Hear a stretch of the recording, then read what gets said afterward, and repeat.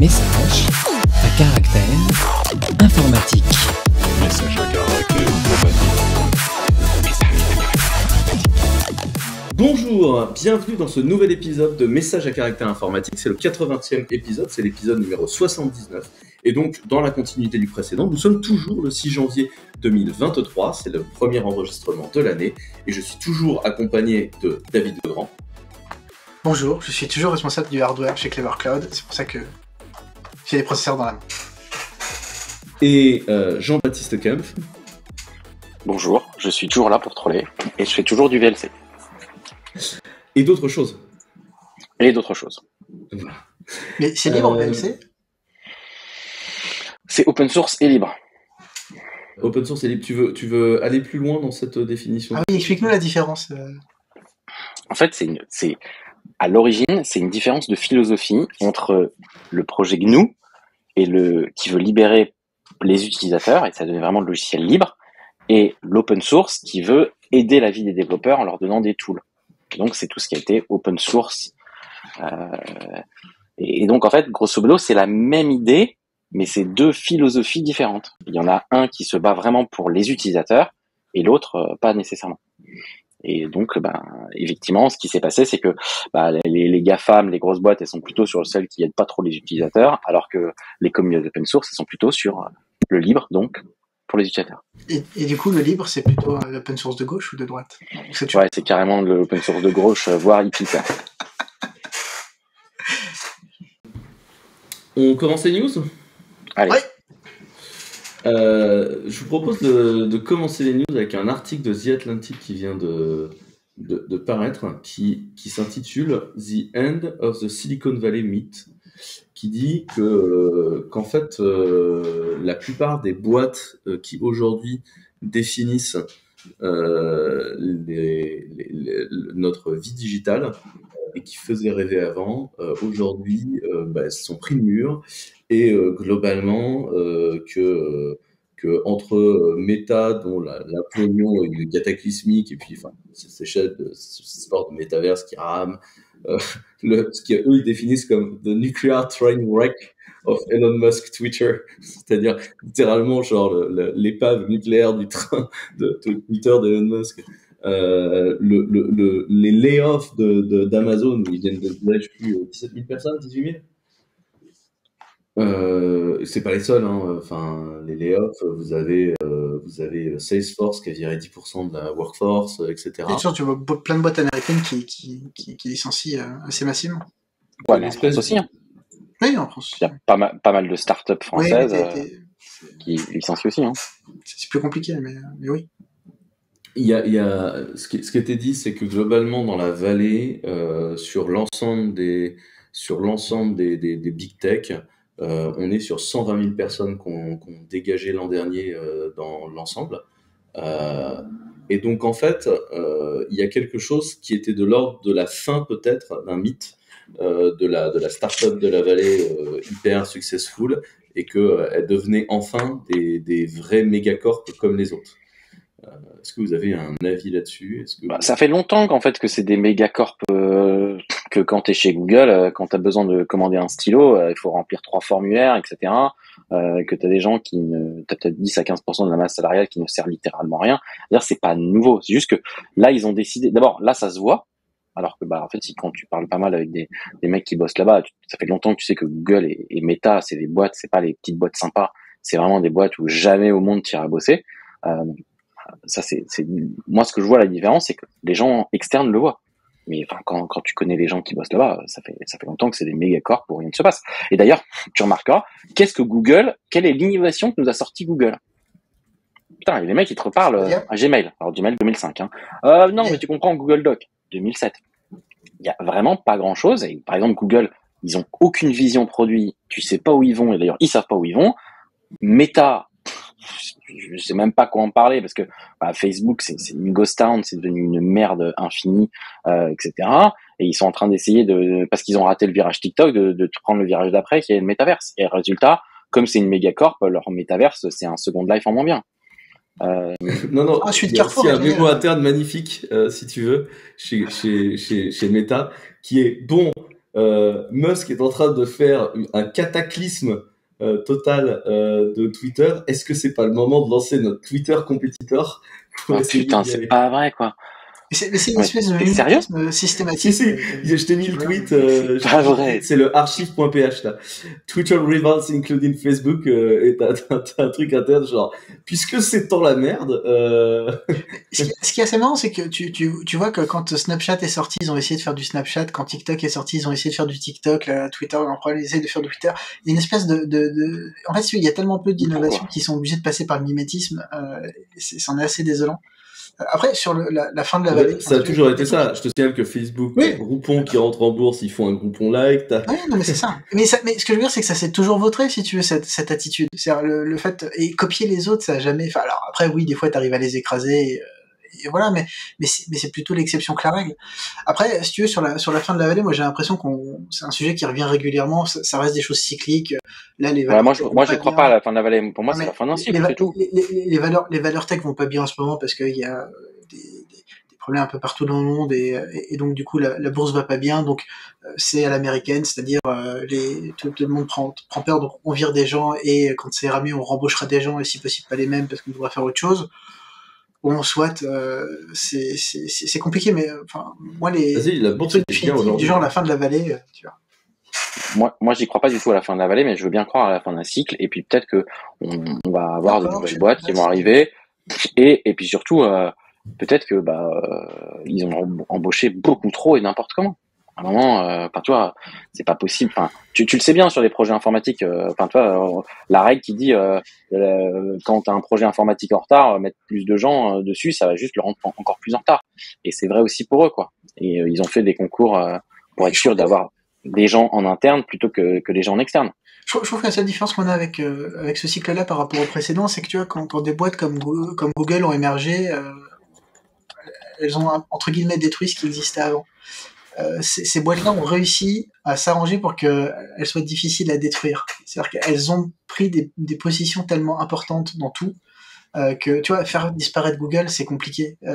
Et tu vois, moi je sais que à une époque, j'ai écrit sur est-ce qu'il faut démanteler Google, ce qui était une position de Sébastien Soriano quand il était président de l'ARCEP, ou ce genre de choses. Et c'est vrai que c'est des questions, tu vois, en ce moment on se les pose plus, et alors que globalement on reste quand même sur des boîtes qui sont toutes puissantes et qui peuvent décider de pas être remplaçables par des nouveaux émergents qui seraient plus. Résultat, donc elles vont avoir des crises, mais elles vont pas mourir, tu vois, parce qu'elles sont vraiment irremplaçables aujourd'hui. Mais justement, moi, j'attends de voir sur quoi ça va mener, parce que c'est vrai que voilà, il n'y a pas de renouvellement qui se fait. Alors, t'as des puissances émergentes comme TikTok qui grimpent, ou ce genre de choses, mais ça reste plutôt à la marge. Tu vois, Snapchat est monté, puis ils sont redescendus presque aussi vite. Enfin, même s'ils restent très utilisés, mais c'est plus le phénomène. Surtout aux US, en fait, Snapchat, j'ai l'impression. Moi, en France, je sais pas, bon, autour de moi, je vois encore des gens qui l'utilisent, mais tu vois, plus pour s'amuser avec les filtres que pour. Enfin, voilà, mais après, je pense qu'il y a encore des vrais usages de Snapchat, mais c'est plus la folie qu'il y avait avant, parce que maintenant on est plutôt sur la trend TikTok ou ce genre de choses. Mais il n'y a pas de remplacement. J'ai vu qu'ils arrêtaient Snapchat caméra d'ailleurs. TikTok. Ah bon, ils arrêtent caméra? Ouais, c'est la meilleure app. Ils arrêtent la Snapchat caméra. Désolé. Je suis pas responsable, mec. Ne pleure pas. Vraiment. Mais effectivement, on voit peu de choses qui se remplacent, quoi. Donc c'est voilà. Et je te dis, moi, dans les nouveaux usages qu'on a vraiment vu émerger ces dernières années, t'as des choses comme Netflix, mais qui sont venues occuper une place qui était pas occupée, parce qu'ils sont arrivés avec un nouveau mode d'usage, répondre à un besoin, en plus qui était à l'époque un besoin de marché, parce que les ayants droit phagocytaient tout avec des modèles qui n'étaient pas des modèles par abonnement, qui étaient plutôt des modèles à la vente. Donc ils ont inventé quelque chose. Ils sont venus prendre une place. Et même ça, tu vois, globalement, le modèle à Netflix, tout le monde a décidé de faire son Netflix. Et résultat, tu te retrouves avec 18 abonnements et c'est pire qu'avant. Et c'est pire qu'avant. Et moi, ce que je dis souvent, c'est qu'en fait, on retombe dans une situation où, en fait, on va refaire monter le piratage en puissance, parce qu'en fait, quand il faut que tu t'abonnes à 18 trucs pour voir le moindre film, en fait, en vrai, tu cherches autre chose, parce que tu veux de la simplicité dans ton usage, et on perd ça. Et surtout quand tu vois des services qui montent et qui disparaissent presque aussi vite. Tu vois, là, je sais plus c'est lequel, si c'est Lionsgate Plus ou un truc comme ça qui est mort il y a pas longtemps en France, juste après avoir été lancé. Mais enfin, ça a aucun sens. Tu vois, pourquoi tout le monde fait son truc? Enfin, je trouve que Netflix avait entre guillemets été une chance. Je pense que tout n'est pas positif dans Netflix, mais il y avait eu quand même des bonnes choses à l'arrivée de Netflix, notamment pour faciliter Comme le cours en bourse. Ouais, mais ils ont fait n'importe quoi. Mais voilà. Tu vois, ils ont fait aussi n'importe quoi. Netflix, ils sont partis. Tu vois, ils sont plutôt que de travailler avec les autres ayants droit, ils se sont engueulés avec tout le monde. Ils ont fait leur propre truc, pas forcément très bien d'ailleurs. Est-ce que les autres ayants droit, enfin, tu vois, est-ce que Disney avait pas de toute façon velléité à faire son Disney Plus et plutôt qu'à aller travailler avec Netflix? Est-ce que je sais pas. Enfin, c'est compliqué parce que de toute façon, c'est la discussion qui se passe à des niveaux qui nous sont lointains, mais effectivement, je pense on a peu de remplacement de l'existant, on a beaucoup de copies. Je trouve que c'est vraiment un truc ces dernières années où tu vois vraiment il y a des tendances qui émergent et en fait tu vois juste des gens qui essaient de copier le truc. Il y a peu vraiment d'invention de nouveaux modèles. On n'arrive pas à... Voilà. Je trouve que ça manque de renouvellement ou de choses vraiment groundbreaking qui révolutionnent le quotidien. Vraiment, un des seuls services que j'utilise beaucoup, que j'utilisais pas avant, qui est lié par un truc comme l'IA, c'est DeepL, quoi. Tu vois, c'est de l'IA, DeepL? Je crois, ouais. Enfin, je sais pas exactement ce qu'il y a derrière, mais oui. Pour moi, c'était un truc vraiment classique, quoi. Vraiment, il y avait rien de. Mais en vrai, pour moi, ils te montrent plusieurs modèles les uns sur les autres. Ouais. Et comme ça, ils arrivent à te faire un cocktail qui peut. C'est vrai que moi, DeepL, j'aime bien. Et tu vois, Twitter, je pense que la fin de Twitter, entre guillemets, en tout cas l'état dans lequel il est actuellement, il vient du fait que Twitter a pas réussi à se renouveler ou être à l'écoute de ses utilisateurs. Ouais, et puis même en interne aussi, enfin, tu te rends compte qu'ils ont fait nawak en interne, et même chez Uber, hein, tu te rends compte qu'Uber, ils avaient quand même 150 ingénieurs pour refaire un Slack. À un moment, non, arrête, quoi. Et ça, c'est aussi un peu les trucs à l'américaine, la structure de ces boîtes à l'américaine, où les gens ne travaillent que pour leur bonus, donc il faut faire que des nouvelles features, il faut jamais nettoyer l'existant, parce que c'est comme ça que tu t'es payé, donc tes bonus sont une grosse partie de ta compensation. De toute façon, quand t'es chez Google, t'as un mec qui est VP, qui va passer et buter la feature, voir tout le produit dans le mois, autant sortir de la nouvelle feature. Oui, vous avez pas réagi sur mon Google a quand même fait une révolution majeure, Stadia, tu vois. qui est mort depuis, tu vois. Enfin, je sais pas exactement où ça en est. Pour la blague, et ceux qui la comprendraient pas, Jean-Baptiste a été le CTO de Shadow, qui était du coup concurrent de Stadia. Je sais pas si c'était vraiment concurrent. Je sais pas si c'était concurrent, mais non, mais puis en vrai, enfin tu vois, je trouve que Stadia, c'est symptomatique. C'est tout le monde se met à parler du cloud gaming. Il faut faire un truc de cloud gaming. Il faut un truc de cloud gaming. Tout le monde voit que c'est n'importe quoi de l'extérieur, sans avoir une once de compréhension du marché. Mais eux ils le voient pas. Et ils foncent dedans, et ils montent un studio, ils embauchent plein de gens, ils font plein d'annonces, et à la fin le truc se vautre. Et moi j'arriverai jamais à comprendre comment des entreprises avec cette capacité financière, avec cette capacité d'analyse de la part des gens qui sont quand même des gens pas cons, quoi. Enfin tu vois, qui bossent dans ces boîtes, arrivent à pondre des boosts pareils avec la bouche en cœur et à penser et à pas voir que ça va se planter, quoi. Mais en fait, ils s'en foutent. Enfin, tu vois, c'est qu'ils sont tous à court terme. Le bonus, et chaque vice-président, son but, c'est d'avoir plus de gars sous ses ordres que le mec d'à côté. Et ils ne travaillent que comme ça. Beaucoup de politique interne, ce qui fait que les gens ne parlent jamais à l'extérieur, ils sont en cycle fermé. Donc du coup, ils ont pas d'hétérogénéité dans leur réflexion. Et du coup, tu vois. Et comme il n'y a pas de vision dans la boîte, c'est quoi la vision de Google ? C'est quoi le motto de Google, tu vois ? Et puis aussi, les gens qui vont prendre des décisions de feature, de tout et de conduite du projet ne vont plus être des techniciens, des ingénieurs, des gens qui savent de quoi il s'agit, mais des PM. Et moi, j'en ai parlé avec quelqu'un qui était dans les 200 premiers employés chez Google et qui est un pote, donc je vais pas trahir qui c'est, mais qui m'a dit, mais en fait, je pense que t'as pas compris. Google, à une époque, c'était une boîte, quand tu étais ingé, tu faisais avancer les choses et tu sais. Et du coup, aujourd'hui, c'est une boîte dans laquelle, en fait, pour un ingénieur, tu as 10 PM. Et donc, du coup, eux, ils passent leur temps à faire des réunions entre eux. Des PM ou des PO ? Arrivent des décisions incohérentes, et toi, en tant qu'ingé, tu fais, de toute façon, je m'en fous, je sais pas coder ce truc-là, j'attends que ce soit depuis un moment dans le truc, quoi. Ouais, il y a ça, mais surtout, limite, tu pourrais avoir plein de PM. S'il y avait une vision de quel est le produit et de là où ils vont, c'est pas gênant. Mais comme il y en a pas, c'est pour ça qu'on a 8 Google Wallet Android Pay en Google Pay, alors que chez Apple, t'en as qu'un seul. Et même chose sur les apps de chat, quoi. Ils savent pas où ils vont. Et il y a personne en haut. Et puis en haut, ils se disent, oh, on s'en fout. De toute façon, on trouvera bien un truc. Et si c'est bien, ça vivra. Ouais, les apps de chat, le marché, c'est pas où il va, quoi. Moi, pour parler à des gens, je suis obligé d'avoir 8 applications, ça me bute, quoi. Mais quand est-ce qu'on fait une méta-application qui permet de C'est parler RCS, d'une certaine manière. Tu vois, le standard RCS. Mais RCR, c'est mort. Ouais, non, chez Google, c'est utilisé, mais c'est pas chez mort. Apple, par exemple. C'est compliqué. En fait, ouais, et puis je sais pas si t'as vu aux US, il y a un vrai sujet de gens qui passent chez Apple juste pour avoir les bulles bleues dans iMessage, quoi. Et ça, c'est délirant d'en arriver à ça, quoi. Alors, littéralement, moi, je serais exclu de toutes les conversations familiales si j'étais pas sur Apple. Les conversations familiales, on le sur iMessage, tu vois. Et même, il y a... Change de famille, mec, hein. Pardon. Alors, je dirais pas que j'ai des astuces, mais... Mais bien sûr qu'il y a une astuce pour le faire, mais c'est bizarre, en fait, d'en arriver là, quoi. Mais Google, en tout cas, il y a un vrai problème de vision de la boîte. Apple, tu peux à peu près définir la vision de la boîte. Microsoft, depuis Satya aussi. Google et Facebook, c'est n'importe quoi. Tu vois, non, mais Google, n'importe quoi. En fait, Google, comme Facebook, c'est des boîtes qui ont un gros problème. Ça tient sur un business.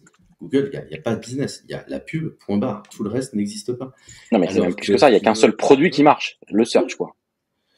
Ouais, mais qui se rentabilise d'une seule façon, qui est la pub. Et en fait, il n'y a que de la pub. Et en fait, si tu veux, Apple, c'est une boîte, elle tire du pognon, de ses services aux développeurs sur la plateforme en prenant 30% machin, de la vente du matos, de la pub, parce qu'ils ont aussi une plateforme de pub, de Apple Pay, de la musique, des films.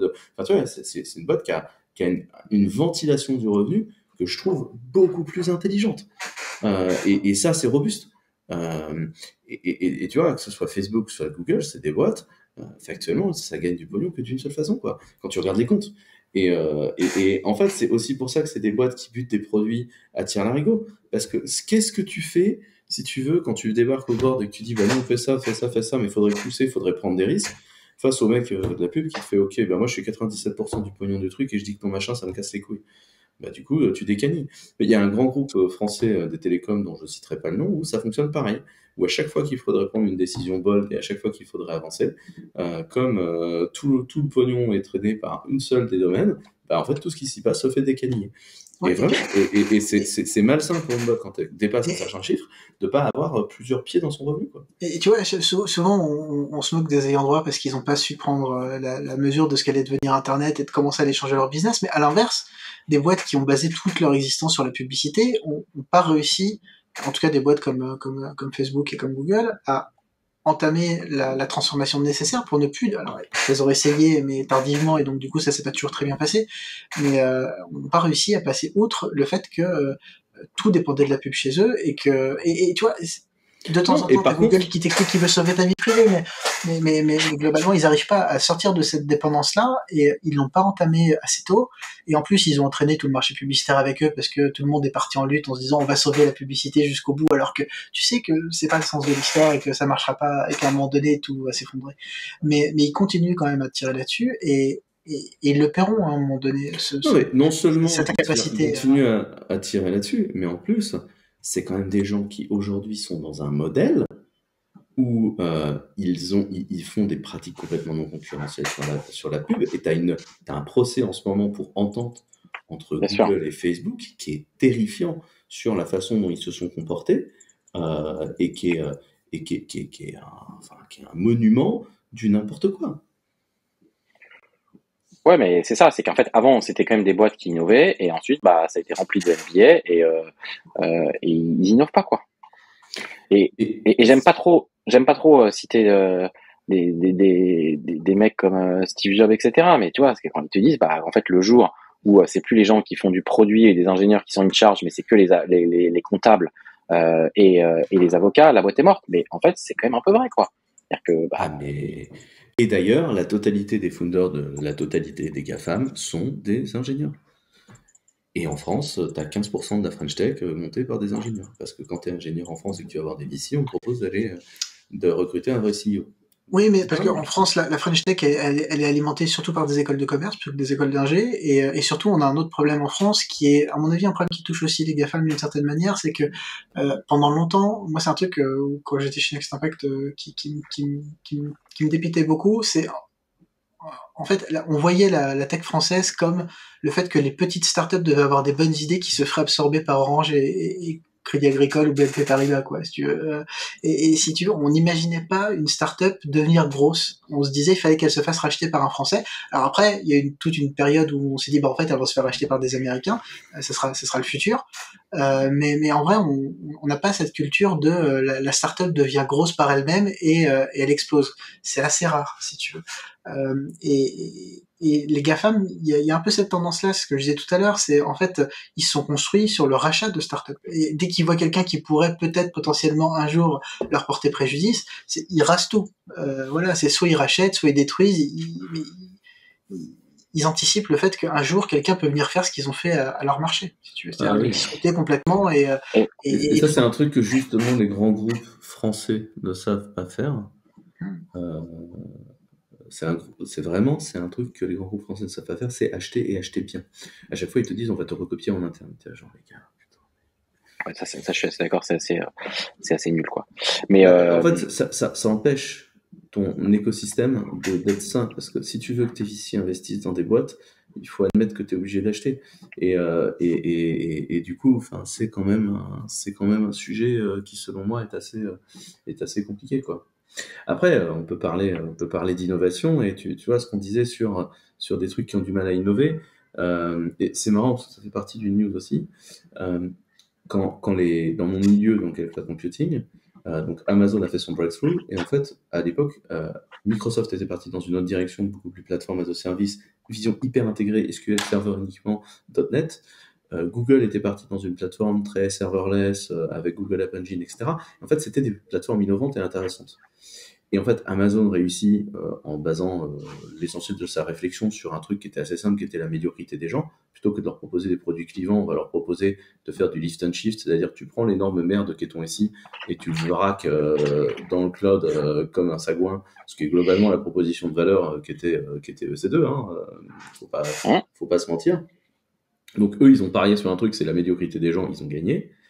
Et du coup, Google et Microsoft ont déplacé le HQ Cloud de leur division Cloud à Seattle et ont recruté que des anciens d'AWS. Et en fait, aujourd'hui, les HQ de la totalité des boîtes est à Seattle. Et en fait, c'est le même vase clos de même banque de gens qui s'échangent. C'est pour ça qu'on parle souvent des clouds des GAFAM, enfin des trois clouds comme si c'était équivalent. C'est parce qu'ils sont équivalents. Il n'y a aucune imagination, aucune nouvelle idée, aucune. Les trois machins sont la même chose. Et c'est pour ça que moi, souvent on me dit mais chez Clever vous avez quoi comme produit équivalent A? Je dis mais je fais pas de produit équivalent A, je crée un autre produit que je trouve moi plus pertinent, plus intéressant, plus visionnaire. Ce que vous voulez que j'aille reproduire ce que font ces cons, ça n'a pas de sens. Parce que tu n'y arrives pas. Et surtout que tu vas pas acheter la copie alors que tu peux acheter l'original, tu vois.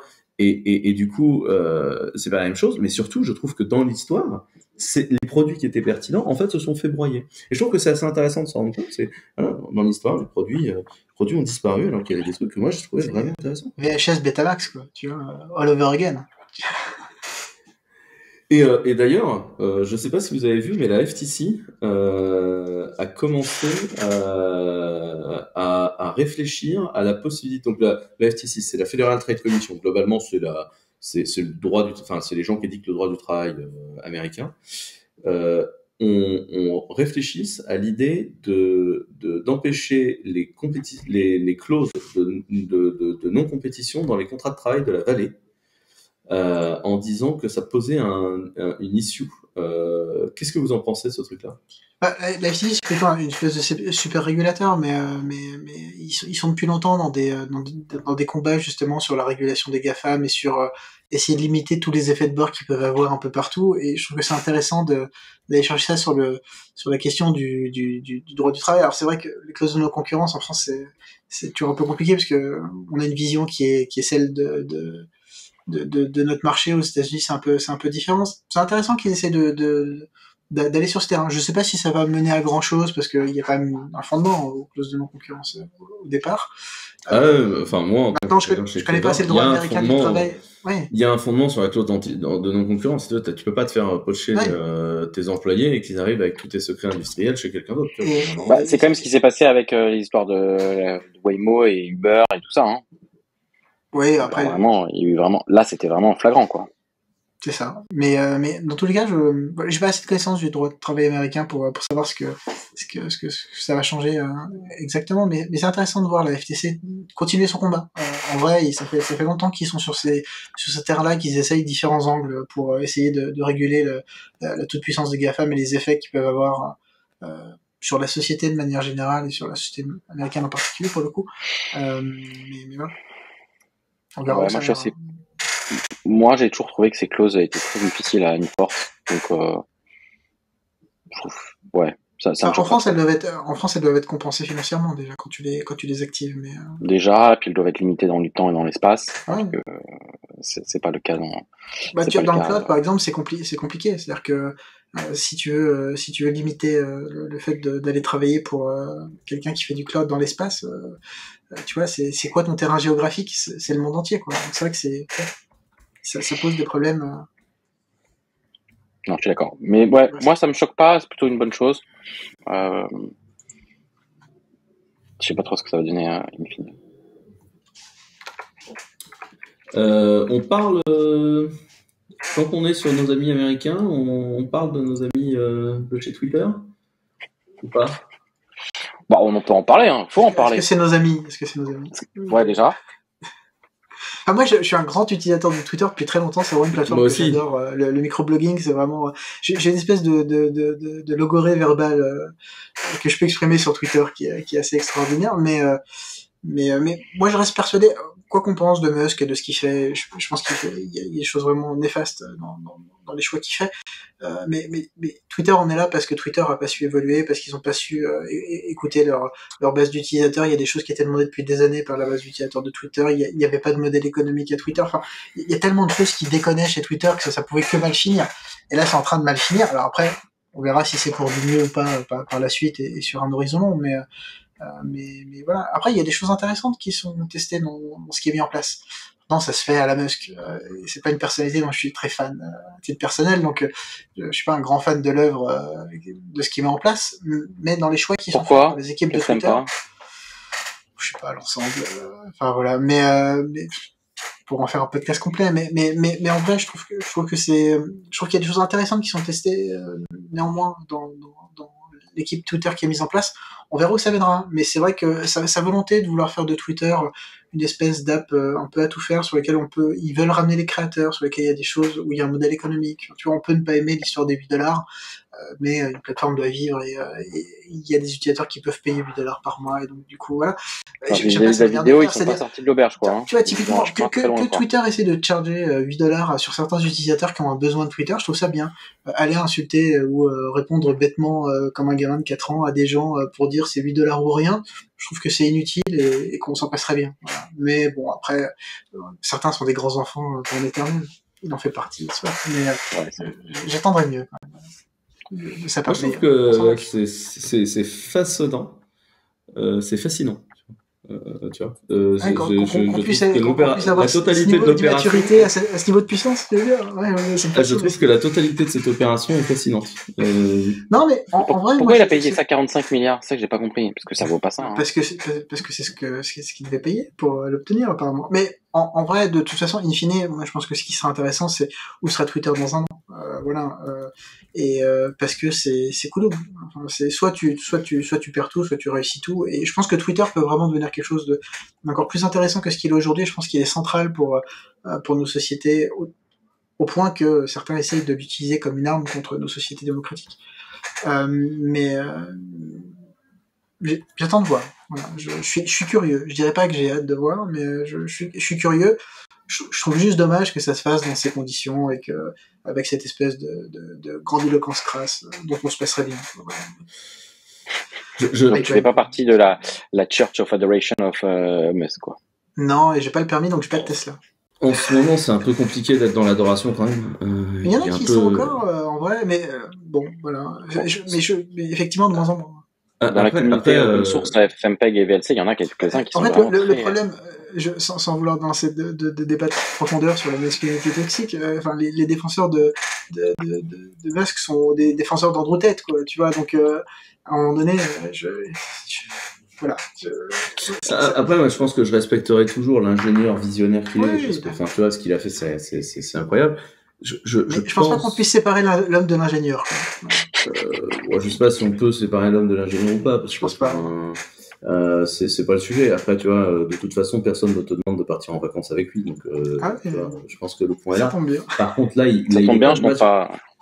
Moi, je trouve que ce qui est fascinant, c'est que tu veux, avant, un millionnaire français bien positionné finit par acheter ou créer un média, tu vois, pour faire son influence. Là, on a un milliardaire mondial, il a acheté un social média, tu vois. Il a pour avoir son influence, tu vois. Je trouve que c'est très parlant de combien les médias sociaux. Mais tu vois, en fait, ce que tu dis, c'est assez vrai. C'est en fait, on reproduit toujours la même chose. C'est-à-dire qu'effectivement, un milliardaire s'achète un média, il s'achète un média. Voilà. Alors c'est pas un média de la même ampleur parce qu'il a une fortune qui est d'une autre ampleur. Mais voilà, alors, la question qu'on peut se poser, c'est est-ce qu'on devrait laisser faire ça d'un point de vue sociétal? Est-ce que la société devrait laisser un milliardaire avoir toute puissance sur un média de l'importance de Twitter? Sujet ouvert. Mais effectivement, voilà. Maintenant, dans tous les cas, Twitter deviendra ce qu'il deviendra. J'attends de voir ce qu'il en est. C'est quoi ton pronostic? Je sais pas. Moi, si j'avais un pronostic, c'est non, c'est pas Mastodon qui va le remplacer. Ah non, c'est inutile. Et dans tous les cas, Mastodon a un protocolaire intéressant, mais voilà, pour le reste c'est un peu plus compliqué. Et en fait, moi ce que j'attends de voir, c'est est-ce que ça va donner naissance à autre chose. Tu vois, typiquement dans les réseaux sociaux, je me retrouve pas dans LinkedIn, je me retrouve pas dans Instagram, je me retrouve de moins en moins dans Twitter. Est-ce qu'il y a pas quelque chose d'autre qui va finir par émerger? J'attends de voir. Il y a des essais. Il y a Jack Dorsey qui a lancé sa solution. Il y en a d'autres qui essaient de produire des alternatives à Twitter. On est pour l'instant dans une espèce d'entre-deux. Un peu créatif, on verra ce qui émergera, ou si Twitter arrive à se redresser d'une manière ou d'une autre et à redresser la barre et à changer un peu son image. Ça prendra du temps. Mais je pense que, comme on disait dans le précédent numéro sur l'IA et où est-ce qu'on en sera dans 5 ans, je pense que c'est difficile de prédire où est-ce qu'on en sera dans 5 ans sur les médias sociaux. Mais ça va être intéressant à voir. En tout cas, je pense que Musk, avec tout ce que je lui reproche, a au moins eu l'intérêt de bousculer Twitter et de bousculer les choses, ce qui devenait nécessaire. Si ça aurait pas été lui, ça aurait été quelqu'un d'autre, ça aurait été d'une autre manière, mais on devait forcément en arriver là, vu le niveau de non-évolution de Twitter, enfin qui était vraiment cristallisé de la mauvaise manière. Ouais, mal géré en interne. Alors moi, je connais un peu la stack vidéo de Twitter, c'est honteux, quoi. C'est tellement nul que c'est honteux, quoi. C'est-à-dire que même une boîte comme Vimeo, qui est beaucoup plus petite comme impact, a une stack vidéo 100 fois mieux, quoi. Et c'est chaud, quoi. Et la stack vidéo, le cœur de la stack vidéo chez Vimeo, c'est 20 personnes.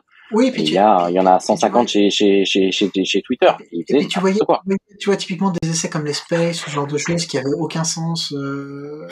Parce qu'en fait, ils ont fait les Space parce qu'il y avait, je sais même plus. Clubhouse. C'est Clubhouse, qui nous rappelle Cédrico, le regretté.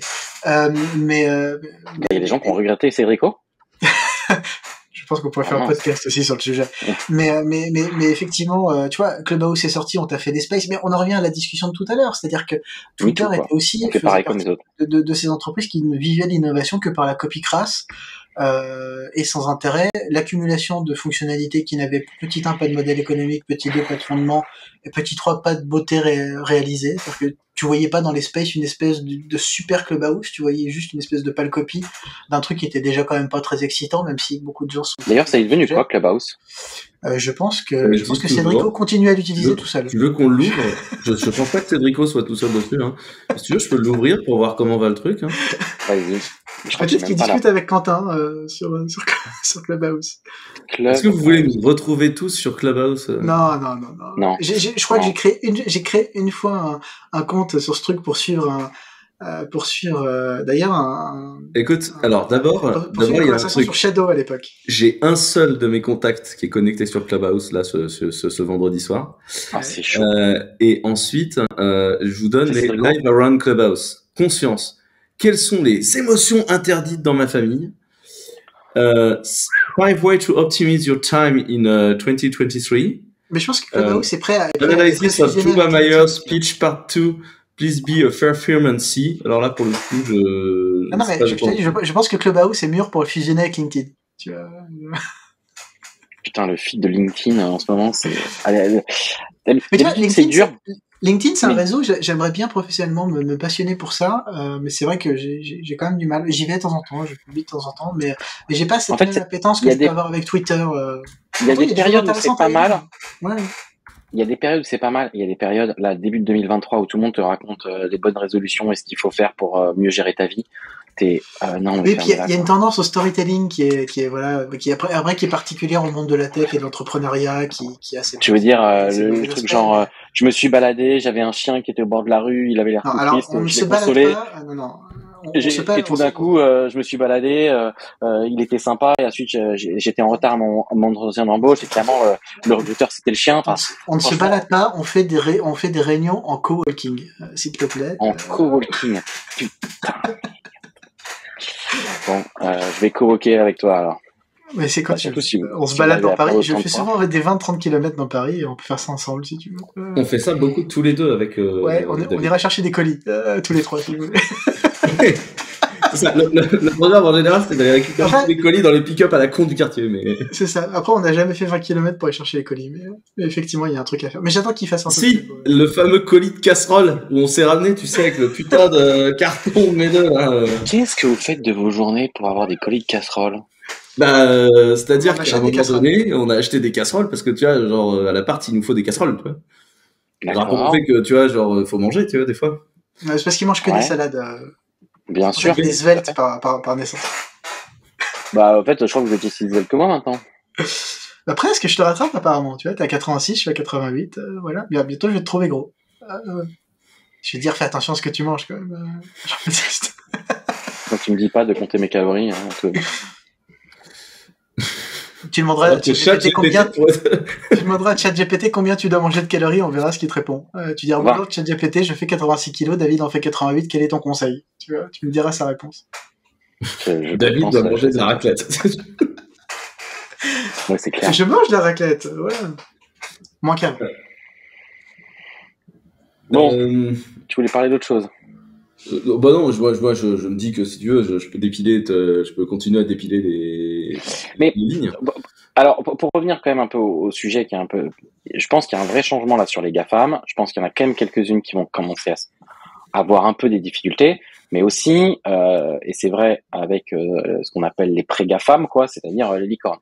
Là, il y a quand même pas mal de gens, notamment avec la crise, vraie crise durable ou pas, où il y a quand même pas mal de licornes américaines, mais aussi on a vu avec Klarna en Suède et puis en France, où les valorisations, elles vont être divisées par 4 ou 5. Donc ça veut dire que là, moi, ce que j'attends un petit peu, c'est de voir en 2023 quelles sont les boîtes qui vont réduire et quelle va être leur valorisation. Parce que je suis désolé, il y a plein de boîtes de la French Tech, elles sont peut-être très très cool, mais elles valent pas 2 milliards. Surtout quand elles ont aucun edge technologique et quasiment aucun edge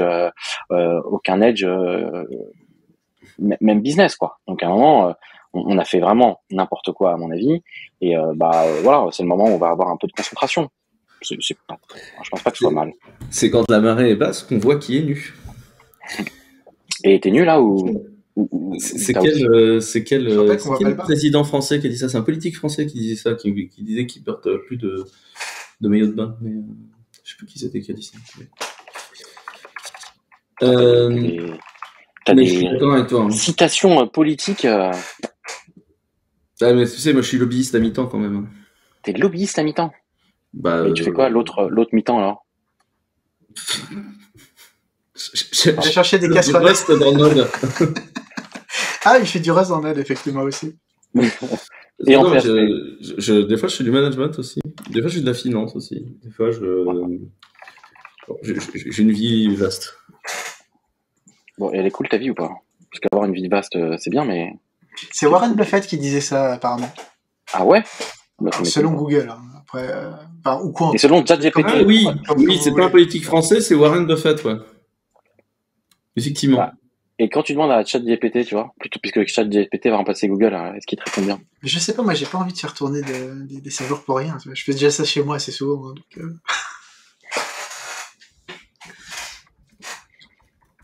Mais donc voilà, je pense que on va voir en 2023. Après, on va voir combien de temps il trouve, quoi.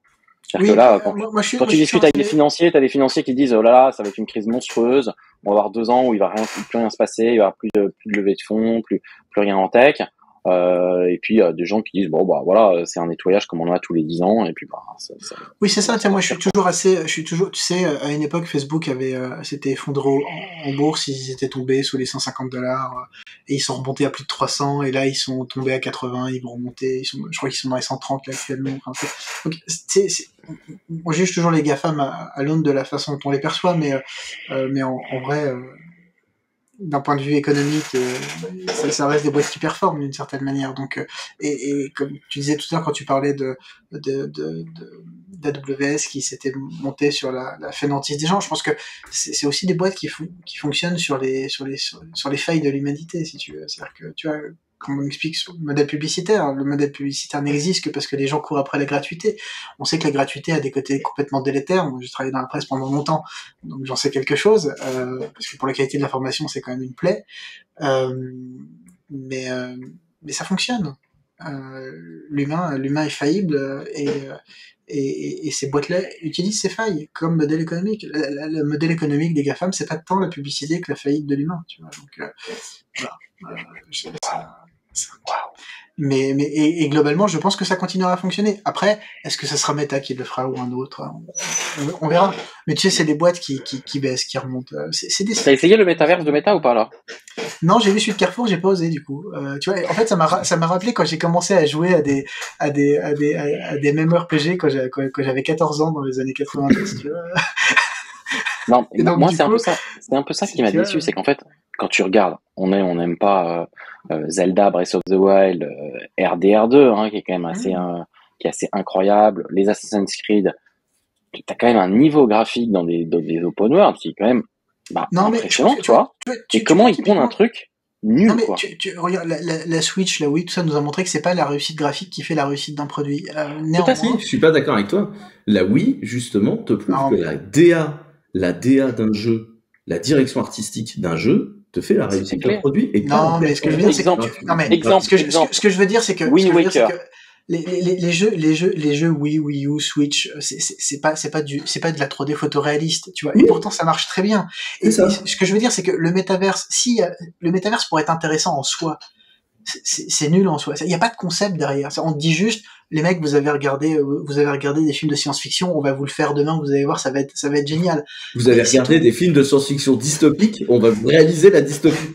Oui, et en vrai, mais c'est pareil, c'est peut-être mon biais d'ancien journaliste spécialisé dans la vie privée, et ce genre de sujet qui fait ça.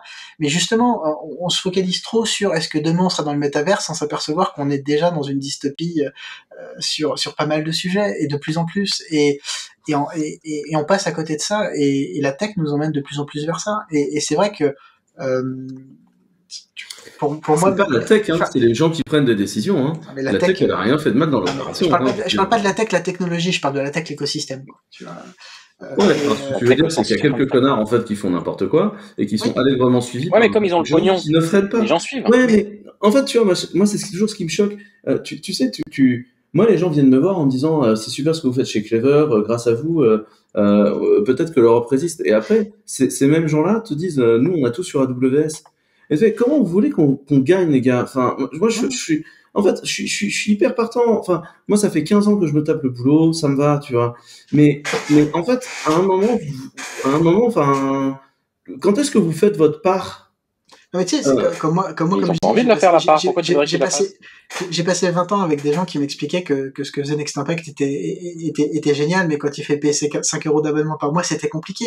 Et et c'est vrai, tu vois, il y a des vrais, et c'est pareil pour tous les sujets, c'est-à-dire que globalement, à un moment donné, t'as le choix entre les valeurs et le business ou la facilité, et je pense que à un moment donné, il faut de toute façon réussir à être convaincant malgré ça, si tu veux. Vous êtes Mais meilleurs c'est pour l'open compliqué. source de gauche, les gars. Je vous embauche en VLC. Voilà, et effectivement, tu vois, d'une certaine manière, VLC est une réussite de ce point de vue, c'est-à-dire que ça reste de l'open source, ça reste une interface un peu moche. Hop, excusez-moi. Voilà, Et en plus, il y a un module puzzle. mais en vrai, ça marche. Tu peux en faire un puzzle, tu peux regarder des vidéos YouTube, tu peux mettre des skins Winamp, c'est génial. Mais en vrai, le produit a réussi à convaincre jusqu'à la Freebox. Mais en vrai, dans tous les cas, il y a des moyens de réussir. Et il y a une réussite économique derrière parce que Videolabs existe aussi derrière Videolan. Ouais, alors ça c'est. Et JB est très riche, il faut le dire. Et JB est très riche. Attends, mais tu rigoles, mais il y a un article. Mais c'est pas ça. Il y a un article absolument délirant qui a été publié par un mec qui est quelle est la attends, faut que je te le retrouve. Santé financière de Jean-Baptiste. De Jean-Baptiste Kempf, exactement. Ouais. What is Jean-Baptiste Kempf Worth, un truc comme ça. Et c'est un article de blog, mais. Et c'est parce qu'il y avait des recherches Google dessus, c'est pas un article SEO. Moi, par exemple, je peux vous le dire, Jean-Baptiste, qui vit de façon très simple au Ritz, n'est même pas dans une chambre premium. Mais il se fait construire une maison en région parisienne, tu vois. Moi, je suis obligé d'aller me perdre dans l'Aube pour avoir une maison, tu vois. Non, c'est parce que t'aimes la ruralité. Tiens, je te donne le lien là. Je te donne le lien dans le chat là. Voilà. Le truc est complètement chelou. Ouais, c'est un peu what the fuck selon l'article. Ouais, la photo est bien. Tu veux dire celle où tu. Non, mais est-ce que c'est, ouais, non, puis ça a pas l'air d'un truc trop automatique en plus, hein. Non, c'est ça, plus ouf, quoi. T'as 39 ans, t'es jeune. Oh, chut! 2023, j'ai 40. Ah, écoute, tu me rejoindras dans le club. J'ai encore une touffe, j'ai pas de cheveux, quasi pas de cheveux blancs, ouais, ça va encore. T'es sûr que... Non, je suis sûr. C'est vrai qu'on a pas de cheveux blancs. Tu ne colores pas les cheveux à la... Ah oui, ou je me fais des implants comme Elon Musk.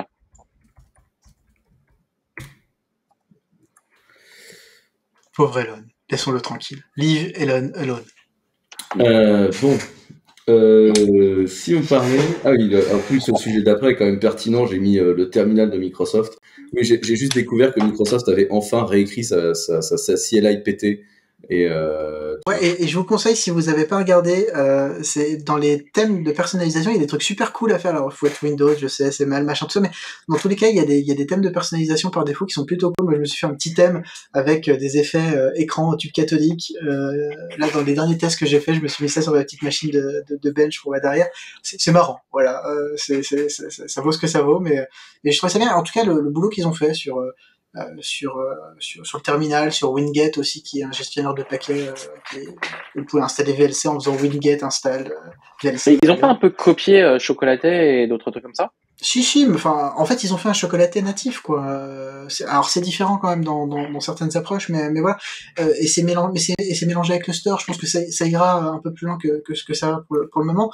Mais dans tous les cas, je trouve que sur ces terrains-là, en tout cas sur la gestion de la console avec WSL et compagnie, ils ont fait des efforts assez intéressants et ça rend la plateforme Windows plus pertinente pour les développeurs, ce qui était le but de Satya Nadella quand il a initié ces projets-là. Donc, moi, je trouve que c'est plutôt réussi. Ils ont fait des choses bien, ça s'inscrit dans la durée. Il y a eu des passages à vide. Moi, je sais que j'ai beaucoup écrit sur le projet Winget et comment il avançait pas à une période. Ils ont réussi un peu à redémarrer. Mais voilà, il y a vraiment des choses intéressantes autour de ça, de ce qu'ils font avec VS Code, des intégrations de Docker, vraiment des trucs. Et copilote. Des trucs sympas. Ah non.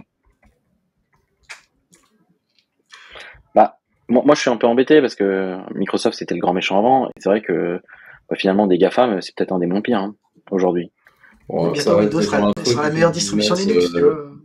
Ça reste des gens affreux qui font du business de façon assez dégueulasse. Mais je t'ai pas dit qu'ils étaient bien, je t'ai dit qu'ils étaient moins pires. Est-ce qu'on peut séparer les GAFAM Amazon et Facebook du open source, tu vois. Non, mais c'est une vraie question. Est-ce que le fait que des boîtes comme Microsoft fassent massivement de l'open source désormais et génèrent des projets qui sont intéressants, je dis Winget, le terminal et compagnie sont des projets intéressants. Est-ce que ça excuse le reste qui peut se passer par ailleurs ou des fois des attitudes qu'on peut avoir détecter sur certains marchés. Je pense pas non plus, pas plus que tout à l'heure, on pouvait séparer l'ingénieur de l'homme. Je pense il y a une espèce de dichotomie du comportement qu'il va falloir régler à un moment donné. Voilà.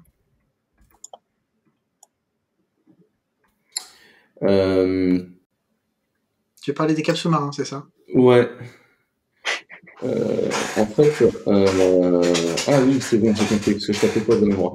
Les GAFAM investissent massivement dans les câbles sous-marins, et ça commence à poser une question de liberté d'Internet, parce que globalement, tous les gros câbles transcontinentaux, en fait, ont du financement GAFAM, et donc on se pose tous des questions même les câbles comment orange. ça va se mettre.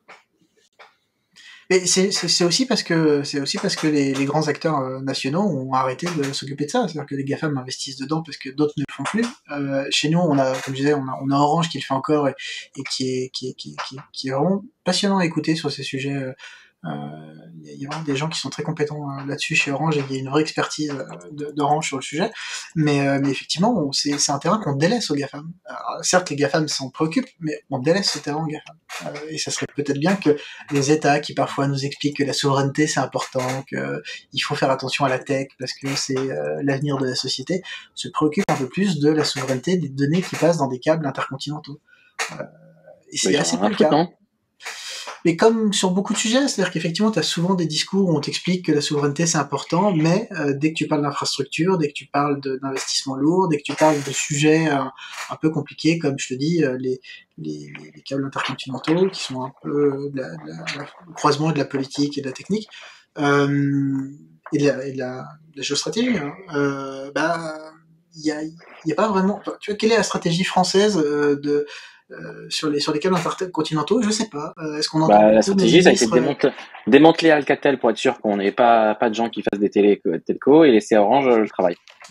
Oui, voilà. Mais même Orange... Qui a fait un grand succès.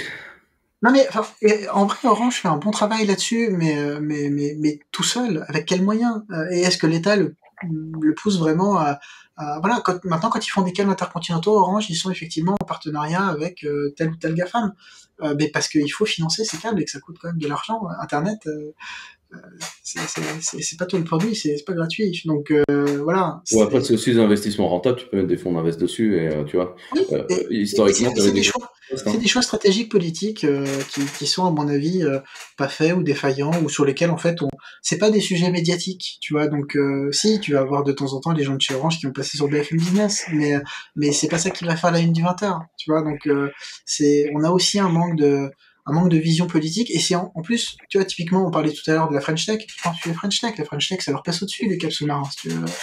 Déjà qu'on est sur des modèles, principalement des modèles de SaaS. Mais tout se fait par Wi-Fi, non? Ouais, c'est ça. Et effectivement, si tu veux, le sujet des infrastructures vitales... À quoi servent encore les câbles sous-marins à l'heure des méga constellations de Elon Musk? Ouais, non, mais tu vois, on avait à l'ARCEP, avec Sébastien Soriano, qui était un président de l'ARCEP que moi j'ai beaucoup apprécié, pas parfait, mais comme personne, mais que j'ai beaucoup apprécié sur certaines de ces œuvres. Enfin, il y avait des réflexions sur tous ces sujets-là, sur la dépendance des terminaux, sur par où passer nos données. Voilà, c'est des sujets sur lesquels on ferait mieux de se préoccuper, parce qu'un jour on s'apercevra que tout passe par des choses qui ne nous appartiennent pas, sont privatisées, appartiennent à des mégacorps américaines ou d'une autre nationalité. J'ai rien contre les États-Unis en particulier.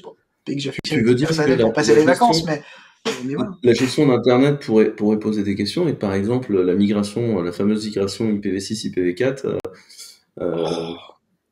avec 20 ans, on a commencé. Le lien avec une représentation graphique du trafic. On s'occupe déjà de faire gérer IPv6 par nos FAI nationaux de manière correcte. C'est ça, c'est honteux. Sur le mobile et le fixe, et puis après on ira donner des leçons aux autres pays. Mais les deux portraits sont très intéressants. Enfin, tu te rends compte qu'il y a vraiment un problème de trafic IPv6, que la migration elle se fait pas. Mais aussi parce qu'ils ont merdé dans le design du protocole. T'étais pas obligé de tout casser, quoi. Tu pouvais dire, on a un problème d'adressage. La révolution, c'est jamais une bonne idée, et faire une révolution au monde entier. Enfin, t'es là, genre, on va tout casser maintenant. On va tout casser pour 7 milliards d'utilisateurs, genre maintenant. T'es là, genre, les gars, vous avez complètement craqué. Et en fait, le truc, c'est moi sans leur expliquer quelle est l'utilité. Il y a plein de features qui ont été dessinées en IPv6. L'utilité est tout à fait discutable.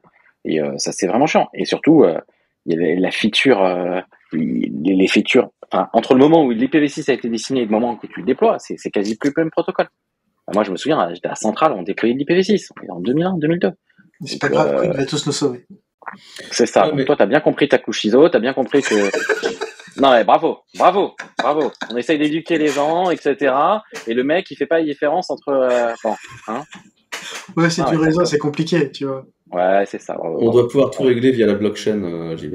Et je pense qu'effectivement, tu peux faire une blockchain pour résoudre le sujet. Tu vois. Tout à fait. Une blockchain qui va... Et en fait, résoudre le sujet. Oui, mais qu'est-ce qu'on cherche à résoudre? Mais moi, ce que j'ai surtout trouvé très intéressant, c'est de voir combien en fait le réseau discuté en fait vu par l'université d'Oregon est un réseau très américain. Il parle pas l'Europe en fait, ce truc-là en annonce. Non, bien sûr que non. Et en fait, par ailleurs, je comprends mieux pourquoi les Américains sont moins stressés sur la migration IPv6. Ils Parce ont pas qu'en fait, d'ISP. ils se sont gardés toutes les IPv4.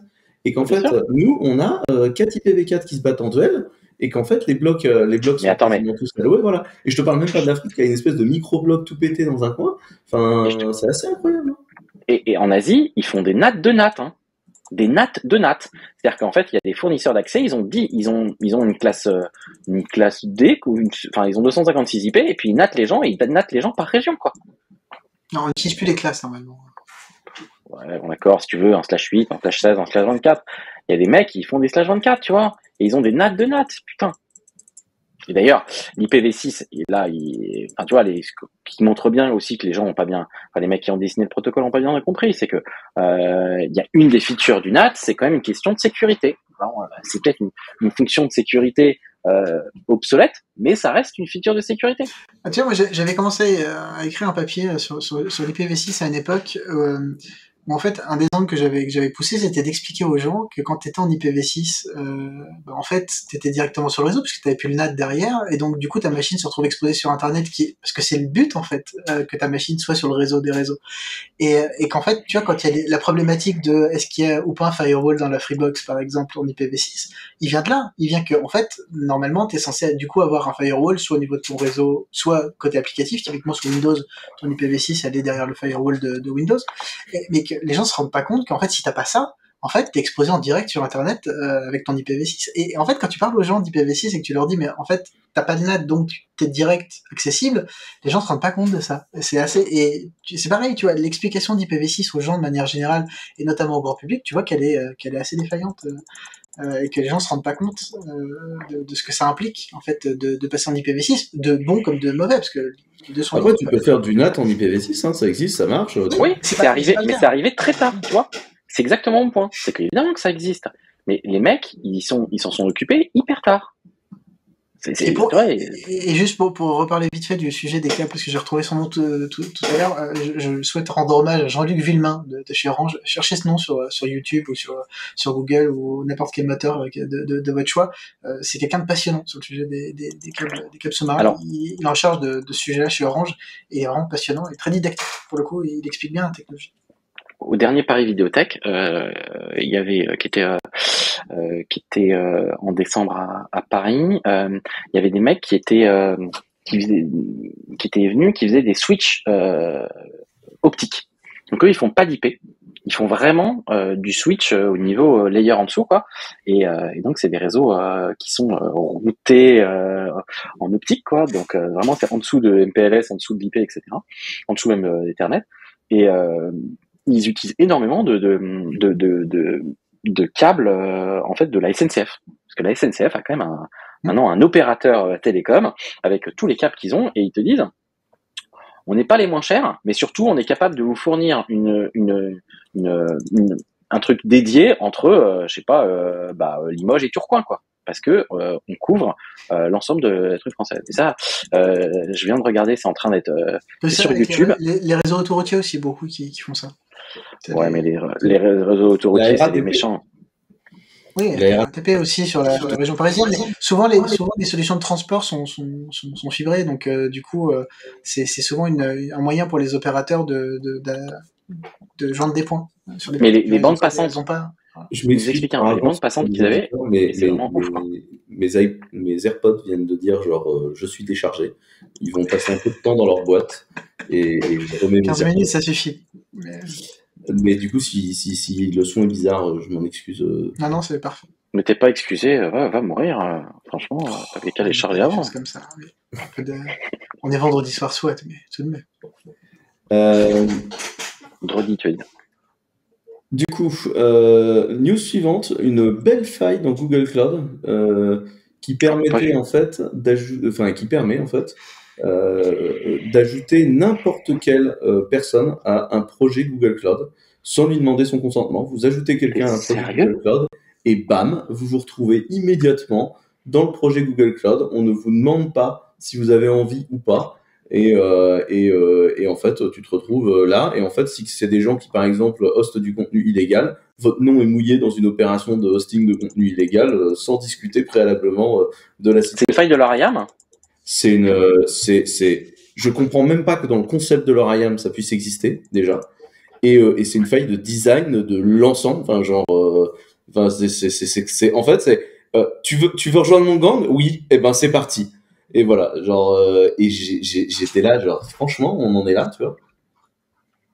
J'ai pas vu passer cette news du tout, moi. Alors, je dois avouer, je regarde pas assez les Et news. ça, moi, ça me laisse penser. C'est comme l'an dernier, il y avait une faille complètement magique qui permettait sur le système de container service d'Azure de rentrer dans n'importe quel container de n'importe qui dans le container service à partir du moment où tu avais lancé un container, ce qui était quand même assez magique. Et moi, ce que j'aime, c'est qu'à chaque fois, on me dit, non, mais tu comprends, les GAFAM, au moins, ce qu'ils font, c'est secure. Et moi, sur ce genre de truc, à chaque fois, je suis là, genre, alors, je sais pas comment cette faille est arrivée, mais genre, il y a what mille situations chez nous qui fait que ce serait même, mais par archi impossible, en fait. Enfin, et du coup, genre, arrêtez de croire que tout est shiny chez les autres et arrêtez de comparer votre inside à l'outside des autres parce que c'est faux. Et surtout, bah, la spécialité en sécu, bah, elle existe partout et en fait, tout le monde fait des conneries. Et aujourd'hui, à date, les failles que tu as dans certains clouds GAFAM, en vrai, elles sont réellement terrorisantes, quoi. Bah, en fait, ça, c'est une question que j'ai hyper souvent sur l'open source et la sécurité. C'est est-ce que l'open source, c'est plus sécure ou pas, quoi. Bah, tu comprends, tout le monde peut voir le code source, c'est pas sécure, etc. Et en fait, je suis en train de dire, mais en fait, l'open source, c'est pas de la magie, quoi. Ça veut pas régler tous tes problèmes. Mais c'est pas pire. Ça a des avantages. Et puis, ça a des inconvénients. Mais, enfin, ça n'est pas de la magie, quoi. Et mais non, mais tu comprends, si c'est open source, tu vois le code, c'est pas sécure. Ouais, mais donc ça veut dire aussi qu'il y a plus de gens qui ont regardé le code source. Donc finalement, bah peut-être que c'est bien. Et en fait, les trade-offs, il faut arrêter de croire que les autres font des choses mieux. Les gens, ils ont des avantages, ils ont des inconvénients. Mais les GAFAM, et surtout aujourd'hui que c'est des mégacorps où on a bien vu, on a discuté, ils sont pas forcément capables d'innover, voire d'avoir des structures de boîtes qui soient saines. Avec des politiques internes quasiment aussi débiles que les batailles internes de la Société Générale, bah ils font des erreurs aussi et donc arrêtez de croire que tout est magique, quoi. Mais bon, s'ils avaient tout écrit en Rust, il n'y aurait pas de faille de sécurité, c'est ça qu'on dit, non? Ouais, puis enfin, c'est pas la première fois que l'IAM de Google nous fait des blagues, hein, tu vois. Ah bon? T'es spécialiste en IAM, toi, maintenant? Bah, c'est-à-dire qu'on en fait souvent chez nous. Donc c'est quand même un sujet récurrent quand même chez Clever. Tu n'as pas intégré Biscuit à VLC? Alors moi je peux te dire qu'un truc que j'ai pas envie de faire dans VLC, c'est ni de l'IAM ni de l'autre, tu vois. C'est tellement compliqué, prise de tête, etc. À chaque fois que j'ai bossé et que j'ai eu des gens qui m'ont demandé des trucs sur de l'OAuth, de l'authentification, de l'autorisation, de l'IAM, j'ai vraiment eu envie de pleurer, quoi. C'est vraiment... D'abord, c'est pas passionnant. Désolé hein, pour ceux qui en font. Moi, ça m'impressionne pas du tout. Et surtout, c'est une galère. Il faut t'as toujours plein de cas. Et puis surtout, t'es au service d'utilisateurs qui ont envie de faire des conneries, quoi. Mais non, mais c'est surtout que celui de Google, il y a manifestement plusieurs portes dedans parce que tu vois, c'est l'histoire, tu sais, sur Google+, où en fait, tu pouvais accéder à la data de tout et n'importe qui, suffisait de prendre la bonne porte. Tu te dis, genre, mais leur IAM, est-ce qu'il est vraiment gateway de tout, ou est-ce que genre, il lui pose la question quand il est de bonne nouvelle? Et en fait, dans ces moments-là... Tu penses qu'il date de Google+, leur IAM? Non, quand même pas. Bah, en partie. Et surtout, ça veut dire que pour que ça se produise dedans, bah, c'est qu'il y avait des portes dérobées pour pouvoir bypasser des trucs. Et en fait, je pense que moi, ça remet un discours que j'ai régulièrement, qui est de dire le RGPD et la défense de la vie privée, c'est une force. Parce que si t'es privacy first et si t'es design, t'es privacy by design, ce genre d'erreur Ça, ne peut pas t'arriver en fait. ça, je suis grave d'accord. T'as mis en place des choses. Et pour moi, c'est vraiment ça que ça illustre, quoi. C'est des problèmes. Bah, de toute façon, ça c'était dernier, enfin, il y a quelques années, on m'a demandé souvent si c'était faisable de faire un Google Docs au français, quoi. Et bon, qui était un sujet et un des premiers trucs, j'ai dit, bah en fait, d'abord, avant de faire ça, avant de faire ton Google Docs, ce qui est important, c'est de faire ta couche de stockage. Et cette couche de stockage, elle doit être décentralisée et sécurisée. Une fois qu'elle est bien faite et que tu as un stockage objet et un stockage de données, bah, après tu peux faire tu vois, tout le protocole au-dessus. Enfin, quand tu regardes le protocole de Google Doc, en fait, c'est un journal de base de données. C'est-à-dire qu'en fait, tu fais plein d'actions qui sont une par une, et puis tu les synchronises entre personnes. Et c'est un type d'algo, et ça, c'est relativement connu. Et moi, ce que je disais, bah, le premier truc, c'est de faire du chiffrement et des données chiffrées et décentralisées. T'as Cryptpad qui fonctionne sur ce modèle-là, hein, où ils utilisent, je crois, une blockchain pour toute la Mais partie. t'as pas besoin de chiffrement. blockchain, putain. Non, Mais mais t'as pas besoin de blockchain. mais Juste, pour, non mais je te dis pas ça en disant là, c'est de la blockchain donc c'est révolutionnaire. Je dis juste qu'ils l'utilisent, soit. Mais dans tous les cas, il y a Cryptpad qui fonctionne sur ce modèle-là avec du chiffrement oui, sauf que des données. Et, alors, je suis tout à fait d'accord, sauf qu'ils n'ont pas du tout la couche qui me paraît nécessaire, qui est véritablement de faire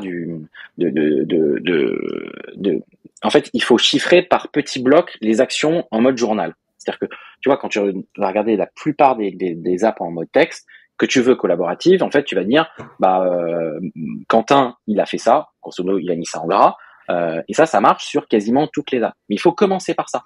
Et surtout, il faut avoir un truc chiffré par défaut, parce que tu commences par là, et c'est là où tu vas avoir un edge que de toute façon Google ne peut pas avoir. Et tu le décentralises aussi pour dire aux gens, tu peux apporter ton NAS, tu as un protocole à la S3-like, tu apportes ton NAS et tes données non seulement elles sont chiffrées, mais elles sont chez toi. Les apps, elles ne le sont pas, donc là tu as l'avantage de justement la simplicité de plan, etc. Mais là, tu as un vrai edge, parce que si tu veux aller faire de l'Office 365 dans le cloud un peu bêtement, en fait ce que tu vas faire, c'est que tu vas te battre contre Office 365 il y a 10 ans. Et c'est pas ça. Et les gens qui, de toute façon, n'en ont rien à foutre de la sécurité de leurs données, de toute façon, à la fin, ils iront chez Google et chez Microsoft. Donc, il faut que tu ailles voir des gens qui sont privacy pour le prix, conscious. parce que si tu veux, moi, quand on faisait des comparatifs de stockage en ligne, quand tu regardais l'offre de Microsoft sur Office 365 grand public, où tu payes 10 balles par mois, t'as 6 Tera de stockage, l'accès à la licence Office et l'intégration à Windows. C'est Qu'est-ce que tu veux imbattable. mettre contre ça? Tu vois, personne, même juste le stockage à ce tarif-là, pour beaucoup, c'est compliqué. Donc, Ouais, mais par contre, si jamais tu fais moins cher et tu dis, pour le reste du stockage, en fait, toi, tu peux brancher ton NAS. Et c'est ton NAS, c'est toi-même qui va rajouter. Mais par contre, moi, je te fais le service d'annuaire d'utilisateur, les applications, la mise à jour des applications, et c'est 10 € par mois, quel que soit le nombre d'applis. Par contre, en fait, ce que tu payes, c'est l'infrastructure pluggable. Et là, il y a un vrai sujet. Et moi, et à ce moment-là, tu peux le faire en étant privacy conscious day one. Day one, tu te bosses. Je fais quoi ce week-end? C'est ça. En fait, le problème, c'est que c'est juste, en fait, la base, c'est un sujet à 10 millions, quoi. C'est-à-dire que juste le truc qui est vraiment du stockage un peu collaboratif, un peu intelligent, où tu sois capable de chiffrer avec une partage de clés, puisqu'en fait, il faut, pour donner l'accès à un compte, à un document, il faut donner la clé, qui est la clé du document, et puis quand tu vas commencer à donner une information à un mec en plus, parce que tu veux partager à quelqu'un en plus, il faut rechiffrer, parce que tu veux qu'il ait juste le document à partir de telle date, c'est du stockage du journaling, mais de temps en temps, il faut coalescer ton stockage. C'est quand même des sujets qui sont c'est pas rien d'infaisable. C'est rien d'infaisable avec des gens pas mauvais, mais c'est pas un truc qui est finançable par un VC, parce que à la fin, moi j'ai juste la base pour laquelle tu pourrais avoir du stockage distribué pour faire des apps, et je t'ai fait aucune app. Rien à voir avec aucune app.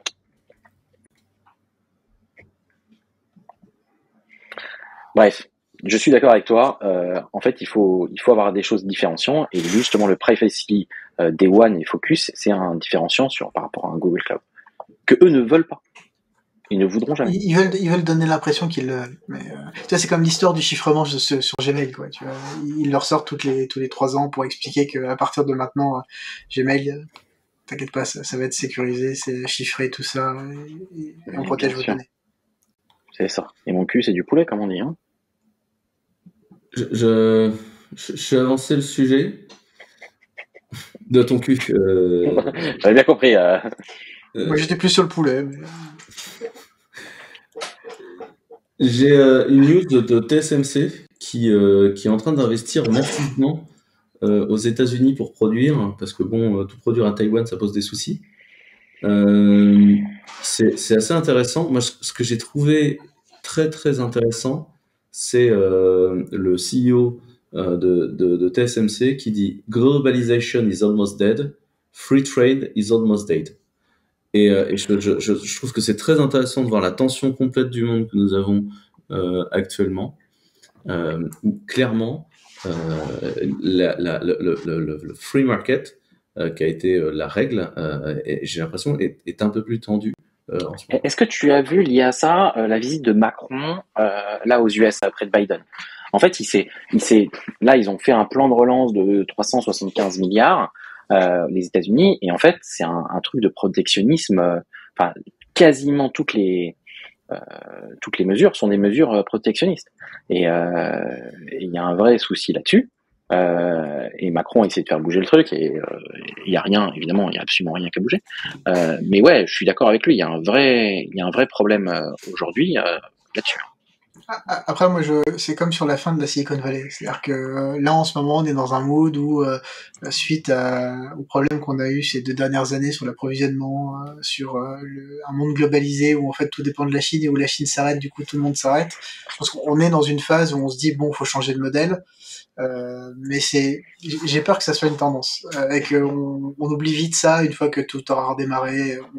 On verra. Je pense que ça va avoir des effets néanmoins, en tout cas sur le besoin. De toute façon, on le voit. Intel a promis des usines en Europe. TSMC est sur le même mood. Il y aura des usines autant aux États-Unis qu'en Europe, je pense à terme. Mais ça va être une manière de rapprocher des producteurs mondiaux de leur point de vente. Mais t'as pas. Ce qu'il faudrait, c'est que en Europe, on produise plus de semi-conducteurs. Pas que Intel produise plus de semi-conducteurs en Europe. Maintenant, c'est le sujet compliqué. Moi, j'ai écrit un magazine où l'article d'ouverture, c'était l'indépendance technologique n'existe pas. Je reste persuadé qu'on est globalisé par nature parce que les composants sont fabriqués par des Asiatiques ou en Asie. Ils sont pensés par des Américains et ils sont vendus sur tous les marchés. Moi, le problème que j'ai là-dedans, c'est que nous, on est purement consommateurs. Pas totalement purement consommateurs, parce qu'en Europe, on a quand même des concepteurs de puces, ou en tout cas, Intel. Et à l'inverse, ce que je disais toujours, c'est que Intel ne serait rien sans ASML qui fabrique des machines qui sont vitales à Intel pour fabriquer, et à TSMC, qui sont vitales pour fabriquer les processeurs d'aujourd'hui. Tout est interconnecté. Maintenant, dans ce marché-là, on n'est pas franchement le territoire qui récupère le plus de la valeur. Pour moi, c'est plutôt ça le problème. Maintenant, il y a des révolutions technologiques qui sont en cours. Ça pense à quoi? Des choses. Je pense à la photonique beaucoup, qui dans le monde des processeurs va changer des choses sur le long terme, mais à des échéances assez longues. Hein. On voit des boîtes comme Lighten en France qui font des choses là-dessus. Tous les constructeurs, Intel fait des recherches en photonique depuis très très longtemps. Je pense que ça va être des choses qui vont casser un peu la vision qu'on a des processeurs sur le long terme, et il faut se préparer à ça. Maintenant, si tu veux, il faut trouver des solutions de court terme, et je pense que faire fabriquer des processeurs par Intel en Europe peut en être une, mais il faut aussi travailler sur des solutions à long terme, c'est-à-dire avoir de l'investissement massif. Moi, j'explique souvent que quand j'allais à l'IDF, qui est l'Intel Developer Forum en 2007, en tant que journaliste, je disais à tout le monde, TSMC ne rattrapera jamais Intel tellement ils sont loin derrière. Ce qu'a fait Taïwan, c'est qu'ils ont investi dans TSMC massivement pendant plus de 15 ans, et maintenant, grâce aussi à l'aide d'Apple, grâce aussi à l'aide d'AMD, TSMC est devenu un géant, mais sans la décision politique de Taïwan de faire de TSMC ce qu'il est aujourd'hui, sans les moyens pour TSMC de faire venir des anciens ingénieurs d'Intel, d'investir massivement dans des usines, et de le faire de manière massive et durable et continue. C'est-à-dire qu'on s'est pas dit un jour, tiens, on va faire un plan où on va foutre 8 milliards pour fabriquer des usines, vous allez voir, ça va bien se passer. Fabriquer des usines, c'est plusieurs dizaines de milliards sur plusieurs années, voire des dizaines d'années. Surtout que maintenant, les dernières usines, elles coûtent des milliards l'usine, non? Oui, c'est l'inflation, c'est pour ça. Mais en vrai, si tu veux, TSMC est né de ça, et il est né de clients, il est né d'une volonté politique, et pour l'instant, je pense que c'est ce qui nous manque, et malgré les annonces récentes qu'on a eues et la volonté affichée, c'est encore quelque chose qui nous manque, notamment parce qu'en fait, tu vois, quand Intel vient installer une usine en Europe, La première chose qui se passe, c'est que tous les pays se battent entre eux pour qu'elles soient chez eux. C'est Intel, quand ils ont fait leurs annonces d'investissement en Europe l'année dernière, il fallait qu'il y ait un bout en France, un bout en Italie, un bout en Allemagne, pour que tout le monde soit content. Et je pense que le problème de la réflexion européenne sur le sujet, il est en partie là. Moi, pendant longtemps, quand j'allais au CES, je disais on est au salon américain de la tech. Et il y a une très grosse présence européenne au CES, notamment française, mais t'as le stand French Tech, t'as le stand Allemagne Tech, t'as le stand Espagne Tech, t'as le stand Bouches-du-Rhône Tech, t'as le stand Est de la... Comment t'es méchant avec les gens du Non, Bouches-du-Rhône, hein. mais c'est ça, en fait. T'as même des régions qui viennent indépendamment Grand Est pour montrer que elles sont là indépendamment. C'est pas la French Tech, c'est la French Tech de la région bidule. Et si tu veux, la notion de tech européenne aux États-Unis, elle se voit pas. Parce que nous, on y va fragmenter. Et je te ferai pas le coup du seul on voit plus fort, ensemble on voit plus loin. Voilà, mais il y a un peu de ça. Et je pense que, sans être un fédéraliste, hein, je pense que ce qui nous manque, c'est la capacité de travailler ensemble en Europe et d'arrêter de se dire, quand on fait des investissements pour la tech, est-ce que c'est l'Allemagne ou la France qui va gagner plus dans le lot? Il faut que l'Europe apprenne à faire des choses. Voilà. Et comme en Allemagne, il peut y avoir des batailles entre Länder. Tant qu'on restera là-dedans, si tu veux, il y aura des problèmes. Et je te dis, le manque de visibilité de la tech européenne en tant que structure, on a fait un French Tech, il faudrait une espèce d'Europe Tech, c'est quelque chose qui n'existe pas. Et on commence à avoir des projets. Il y a Ciperl qui travaille sur un projet européen de processeur ARM. Mais tu vois, c'est une boîte qui a du mal à se financer. Elle est née chez Atos à l'époque Thierry Breton. Mais on a dit aux gens de Ciperl, votre idée elle est géniale, mais financez-la tout seul, démerdez-vous.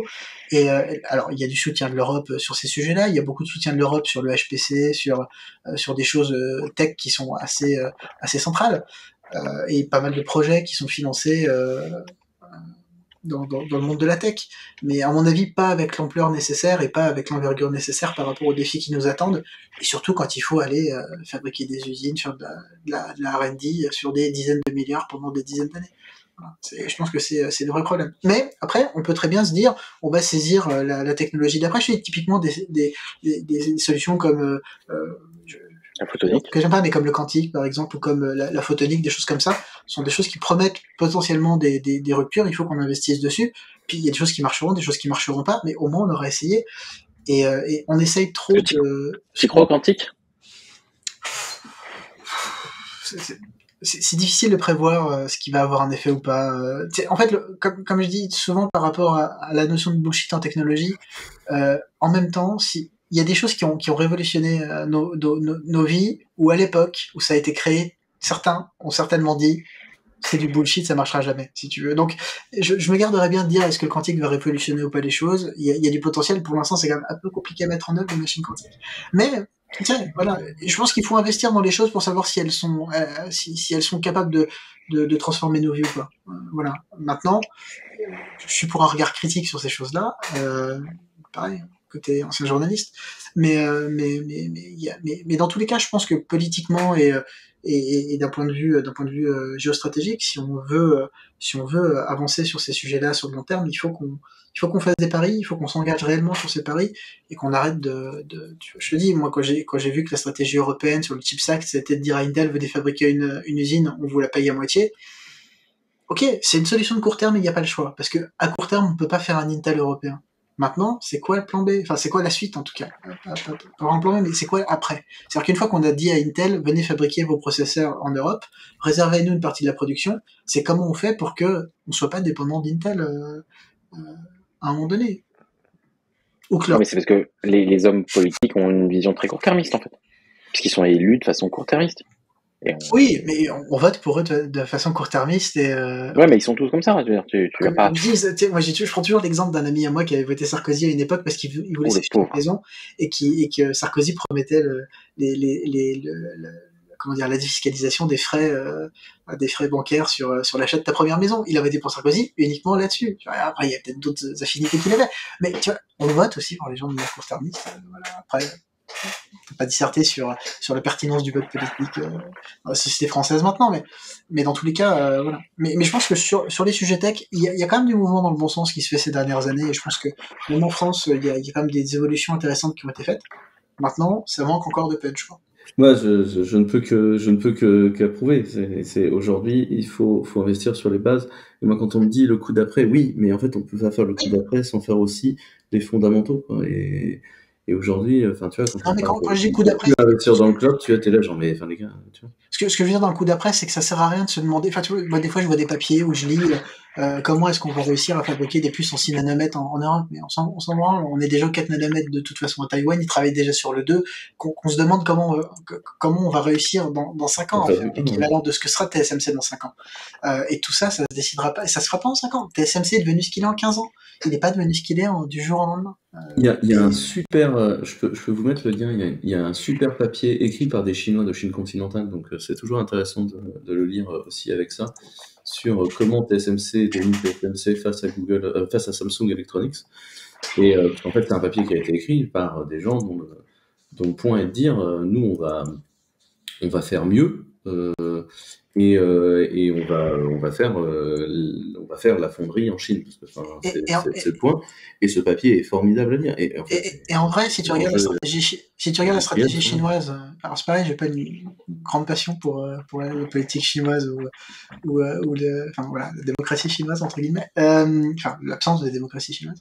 Euh, mais globalement, quand tu regardes ce qu'ils ont fait d'un point de vue, et je pense que Trump a beaucoup changé les choses là-dessus, et c'est aussi ce qui a fait changer les choses chez nous. À un moment donné, ils sont aperçus qu'ils avaient une dépendance à la technologie américaine qui était quand même assez excessive et qu'il fallait s'en débarrasser. Il y a à court terme, ils ont fait des partenariats avec des boîtes américaines. AMD fabrique des processeurs sous licence chinoise, enfin des Chinois fabriquent sous licence AMD des processeurs x86 qui sont pas vendus sous marque AMD, c'est fait avec une espèce de joint venture locale. Et donc c'est des processeurs Ryzen mais qui sont sous marque chinoise. Et à plus long terme, ils ont misé sur RISC-V. Voilà, ils ont dit RISC-V c'est une architecture ouverte, on peut mettre la main dessus, on n'est pas dépendant de boîtes américaines ou de ARM ou de ce genre de choses pour ça, et on est all-in là-dessus, et ils font leur propre GPU, ils commencent à faire leur propre GPU. Alors pour l'instant tout le monde se moque d'eux parce que c'est pas très rapide, ça va pas très vite, mais ça évolue de génération en génération, et ça s'améliore de génération en génération. Et quand nous, ou en tout cas une partie du marché, fera son move sur RISC-V, parce que mon pari c'est quand même qu'on finira par faire un move sur RISC-V comme on l'a fait sur ARM ces dernières années d'ici 10 ans, et ben eux ils y seront. Pourquoi ? Parce que c'est le sens de l'histoire de se débarrasser des licences. Tu vois, tu regardes ce qu'a fait Apple, ils étaient sur x86, ils sont passés sur ARM, dans 10 ans ils passeront sur RISC-V ou peut-être même avant, parce que ça leur évitera de payer une dîme à ARM, tu vois, et ils ont la capacité de le faire. Et en Europe c'est pareil, si tu regardes le projet de processeur européen, il est basé sur ARM. On commence à parler un peu de RISC-V, mais on n'est pas all-in là-dessus. Et je pense que c'est un peu un tort. Alors, le plus, il y a des projets de recherche, il y a des choses qui se font, mais on n'a pas la compréhension politique, stratégique de l'intérêt qu'il y a à faire ces choses-là, alors qu'on devrait, comme je disais dans le précédent numéro, moi j'ai des petites cartes comme ça, SBC, RISC-V, il y a déjà des constructeurs qui annoncent des processeurs pour serveurs très grosses performances en RISC-V. Ça va pas être des processeurs parfaits tout de suite, mais dans 2-3 ans, dans 5 ans, dans 10 ans, ça deviendra de plus en plus compétitif. Et il y a des gens qui misent beaucoup sur RISC-V, c'est le cas d'Intel par exemple, qui dans ses usines prévoient de fabriquer du RISC-V, ils investissent beaucoup dans ce qu'on appelle de l'IP, c'est-à-dire des blocs logiques qui utilisent du RISC-V dans l'espoir d'en vendre et de fabriquer des processeurs dans leurs usines pour des tiers qui utilisent ces blocs d'IP-là. Et chez nous, c'est des choses qu'on voit assez peu. Et je me dis, l'indépendance chinoise technologique, elle passera par des technologies telles que celle-là, et ils travaillent à ce que ça soit le cas. En Europe, c'est quoi notre stratégie sur le sujet? Moi, je la vois pas. Alors, c'est peut-être moi qui suis défaillant, parce que les projets européens sur la tech sont quand même assez nombreux. Parfois, c'est difficile de s'y retrouver. Moi, je sais que dans le HPC, je me suis beaucoup perdu là-dessus quand j'écrivais des papiers. Mais en vrai, moi, je vois pas tu vois, on félicite beaucoup Thierry Breton sur ce qu'il fait dans la tech. Je pense qu'effectivement, il a une impulsion qui est bonne. Mais j'aimerais bien que Thierry Breton nous dise, voilà, moi, je veux que dans 20 ans, l'Europe soit leader d'un monde où on est dépendant de licences ouvertes pour le hardware. Voilà, et on aura un intérêt à faire ça. Et justement, parce que les Américains font jamais ça, parce que toute la puissance américaine du processeur dépend d'x86. C'est AMD et Intel principalement. C'est des solutions fermées chez Nvidia et chez AMD pour les parties GPU. Si on se disait l'Europe sera le terrain du hardware ouvert, peut-être qu'on aurait des intérêts. Après, il y a la question de comment on le fabrique. Mais déjà, si sur les architectures, on était capable de gagner notre indépendance là-dessus, ça serait bien. En plus, Velsi tourne sur du RISC-V. J'ai rien à rajouter. le problème, c'est qu'autour de la table, on est les quelques personnes qui travaillons sur le sujet. C'est précisément le problème. C'est aujourd'hui comment on se dit, on est réellement capable de tenir les investissements pour faire les choses. Et voilà. On Mais envoie JB chercher des VC pour nous financer notre prochaine architecture RIS5. Tu vois. Il adore ça. Tout à fait. est-ce que on est en train de casser la promesse que j'avais faite au client, qui était de dire genre ce sera pas trop long, donc du coup on Ah arrête bah, là. tu nous mets tous les trois dans un podcast, ça peut être que long. Ouais. Peut-être en guise de clôture, je vous ai proposé je vous ai proposé d'abord un lien qui est que j'ai fait le bilan de l'année dans le programme, dans le podcast IFTTD, comme je le fais toute l'année. Donc je vous ai mis le plan 1, voilà. Ça a été enregistré en décembre dernier. L'autre, c'est, tu voulais nous parler du Veritech Trip, David? Ouais, alors il y a une partenaire de chez OVH et amie pour certains que je connais bien qui organise Veritech Trip, qui est un événement où ils ont eu la bonne idée de faire un événement où ils essayent de faire connaître les technologies du cloud à travers des partenaires et des développeurs. Donc c'est une conférence comme on en voit avec des CFP où les gens peuvent participer. C'est organisé le 2 février à la Cité des Sciences de Paris, si mes souvenirs sont bons.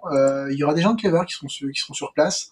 Il y aura Pierre Zemb et Yannick Garde de chez nous qui seront là pour présenter des choses qu'on fait chez Clever. Il y aura des sujets assez tech sur qu'est-ce que c'est le NVMe over Fabric dans le stockage, qu'est-ce que c'est les technologies du cloud avancées, ou même des fois des choses un peu plus légères. Ça a l'air intéressant, le programme est pas mal. N'importe qui peut venir. Vous pouvez vous inscrire, venez nous voir, boire des coups, discuter et voir les gens de chez OVH qui sont des gens très, très gentils. Et donc voilà, j'ai mis un lien vers le billet de blog qui explique ce qu'il faut savoir pour l'événement. Je trouvais ça plutôt sympa qu'ils aient fait un événement qui soit pas centré sur eux-mêmes, parce que dans le cloud, et notamment dans le cloud français, européen, c'est bien qu'on arrive à travailler ensemble. Et donc l'initiative me semblait intéressante. Donc voilà, je voulais la féliciter pour ça.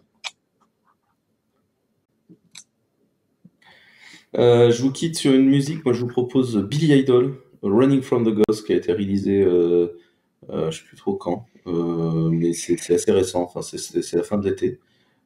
J'ai un petit tempérament rock'n'roll en ce moment. Donc, Tout à l'heure, on était un peu plus jazzy.